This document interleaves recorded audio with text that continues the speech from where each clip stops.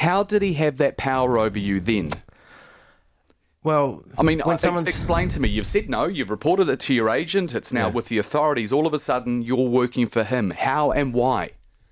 I couldn't say no. It's this guy who's my hero. There's someone that almost took me under his wing. He was a dear friend and someone that when I was around, I was so empowered by his presence and his confidence and his aura of this legend that I'd had the honour of playing cricket with in my career, and now it's yes, sir. Can we just clarify this for the listeners? You cannot say his name for legal reasons, correct? That's correct. There's an investigation going on at the moment, and as I've stated from last year, I am fully supportive of the procedures of any investigation, and I don't want to see at any point it being compromised.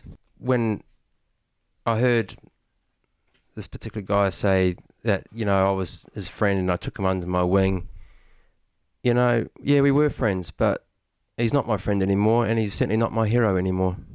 Do you hate him? No, I've learned to forgive. I think that is one of the most powerful tools of actually being able to deal with pain and stress in one's life. You've got to learn to accept bad things can happen.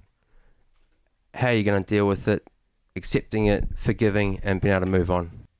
You're out there, because this happened with Herschel Gibbs as well. You remember back in the day with Hansi Cronje. So you're out there and you have ruined the fix. You're going to have some unhappy bookies. What's going through your mind? You're out there in the middle of the pitch knowing you've cocked this up.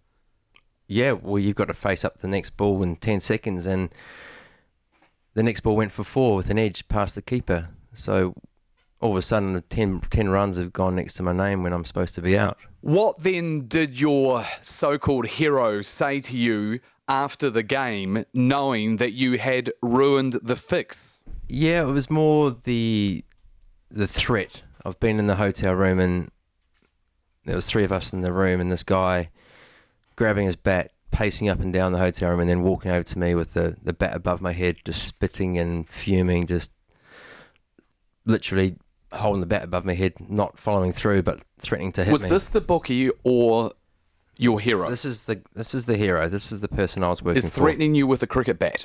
And said that I'd cost him not $250,000, they cost him millions. Did you fear for your safety at that point? I was broken. All I could think about was, my God, I've let him down. He thinks I'm working for someone else behind his back. The 5 games, whatever it was that we've done to this point, he owes me a lot of money. He owes me $250,000 US. My boss, the guy I'm working for, it's all gone.